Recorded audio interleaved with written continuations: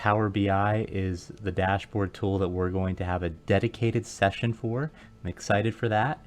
It's not quite as common as Excel, but as a Microsoft tool that's added more and more functionality, Power BI has become just as popular as a tool like Tableau in terms of Google searches, and it has the momentum. It's been increasing in Google searches for a while. We'll see a graph of that coming up. Similar to Alteryx, there's a desktop version for designing dashboards that is ultimately used to publish to an online version where the dashboard is normally viewed by stakeholders. Now, downloading the desktop version of Power BI is free. And technically, it's a .pbix file, can be sent via email to others, and as long as they've downloaded the free Power BI desktop software as well, the recipient will be able to open, view, and interact with the dashboard in Power BI desktop. But it's much more convenient for the dashboard creator to simply publish to Power BI Online and schedule it and send stakeholders a web link where they can always see the latest data. That's typically how it's used. This is where the cost comes in, though. It's a little less than the cost of Tableau, and it is often paid in the organization's E5 Microsoft license. If the organization has that level of licensing, it's included. Similar to Excel, Power BI dashboard or workbook can have multiple tabs. Each tab can have different visuals such as charts, tables, cards, slicers, and filters to interact with your data. Creating a dashboard, it usually starts with importing data and then designating table relationships if there are multiple tables in the dashboard, then creating calculated columns or measures, uses DAX for that, similar to Excel syntax, and then creating visuals, which could include charts and tables and cards and slicers and filters. Then once the analyst feels good about the dashboard, they would publish it online and they would schedule automated updates. It's fairly flexible data manipulation. And in terms of features, Microsoft, at least for a while, was adding features monthly, which allowed it to catch up to Tableau in terms of functionality very quickly. Dashboards are created via point and click, but updates are ultimately automated and scheduled.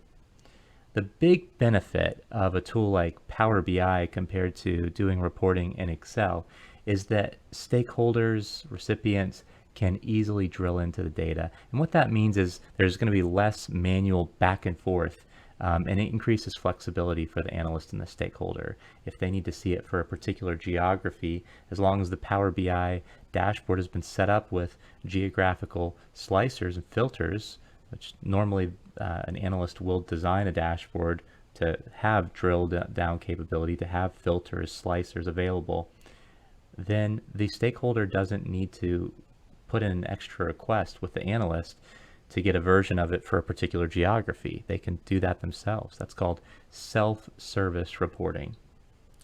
Dashboards are often used to monitor trends, so oftentimes you'll see a overtime chart in a dashboard. If not, it's a great thing to include. Here's an example of a screenshot of a Power BI desktop. This is where you build the dashboard. And again, eventually you will publish that dashboard online and schedule it. And this is where your stakeholders would view it, simply by accessing a link that you would send to them. Now, in terms of popularity, this is very interesting. This is a fascinating trend in the analytics industry. You'll notice that Tableau, wow, they came out of the gate. They've been the most popular interactive visualization tool for a long time. You can see that here in blue, but look at this. Starting, in the mid 2010s, Power BI comes in and ramps up extremely quickly. And in the last few months, there have actually been more Google searches for Power BI than Tableau. Can't you just imagine the folks at Microsoft throwing a big party right around here? Qlik is another somewhat common interactive visualization tool, but you can see that for the entire time period here, Qlik has had far fewer Google searches, and then Tableau especially, and at this point Power BI too. So that gives you a sense for how popular these tools are.